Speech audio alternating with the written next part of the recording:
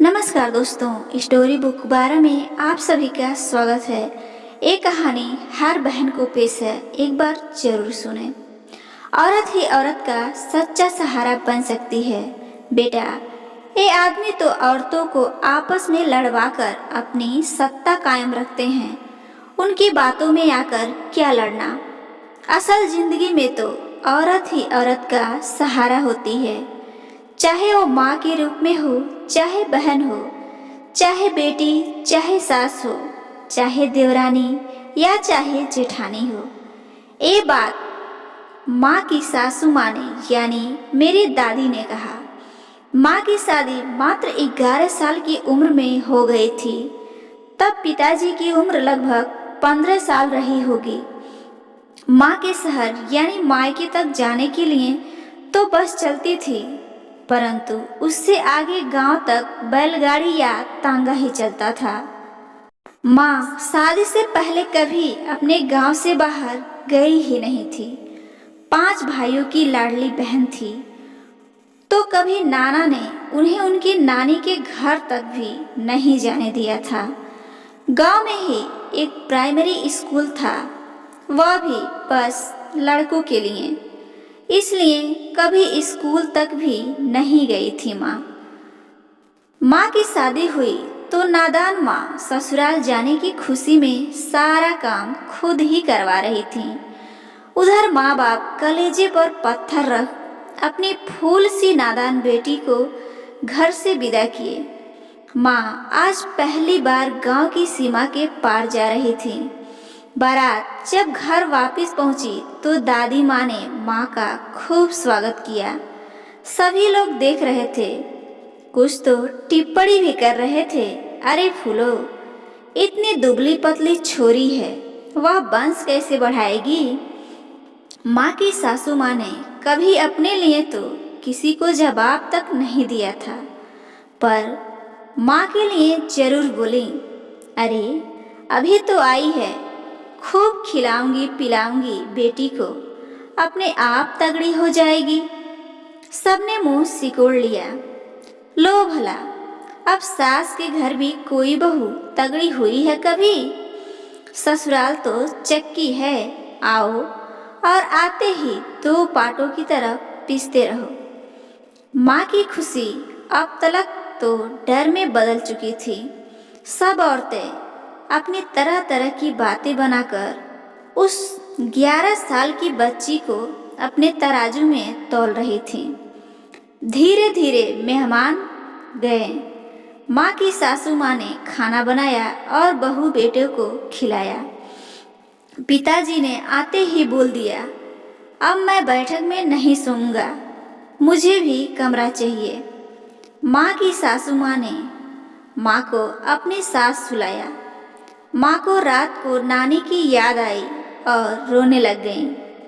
दादी ने बहुत समझाया, पर माँ ने एक ना सुनी। फिर दादाजी ने धमकाया, अब सो जाओ, कल छोड़ आएंगे।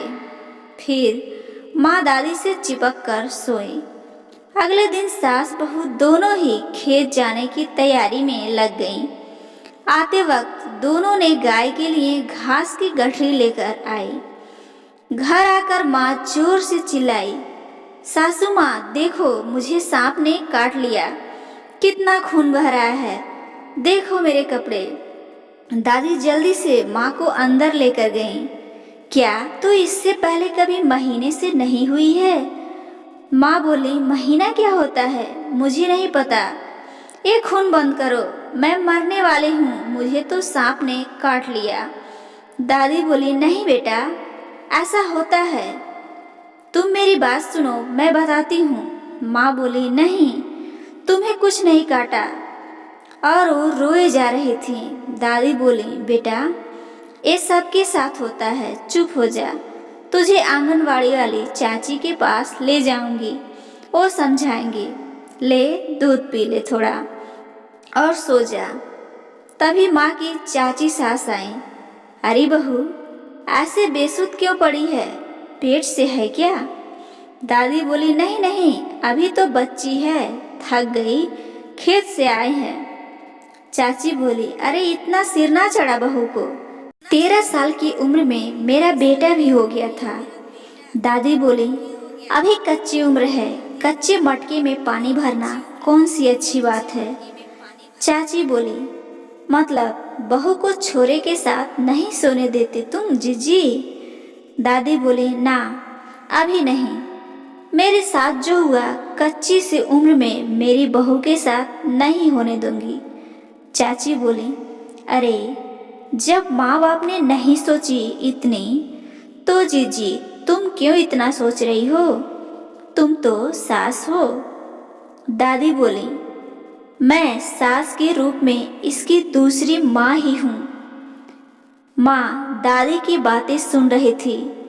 जो डर माँ के दिल में सास के लिए बैठा हुआ था वह सब खत्म हो गया। तब दादी ने समझाया, एक औरत को औरत ही समझ सकती है। आदमी तो औरत को बहलाता है कि बस मैं ही हूँ तुझे समझने वाला। एक औरत ही दूसरी औरत का असली सहारा है। आज अगर मैंने तुझे सहारा नहीं दिया तो बुढ़ापे में तू कैसे मेरा सहारा बनेगी। ये तो मन का वहम है कि बेटे सहारा होते हैं बुढ़ापे का, असल में तो बहू ही सहारा बनती है बुढ़ापे का। दादी ने माँ को खूब साथ दिया, इतना कि वो अपनी सगी माँ का प्यार भी भूल गई और सासू माँ के रूप में माँ को मिली अपनी दूसरी माँ। दोस्तों, सचमुच इंसानियत और समझदारी किसी डिग्री से नहीं आती। अगर सब औरत ऐसा सोचें कि जो हमारे साथ हुआ वो अगली पीढ़ी के साथ ना हो, तो ये वृद्धा आश्रम जैसी दीमक भी खत्म हो जाएंगी। दोस्तों, ये कहानी आपको कैसी लगी जरूर बताइएगा और ऐसी ही कहानियाँ रोजाना सुनने के लिए इस चैनल को तुरंत सब्सक्राइब कर लीजिए। धन्यवाद।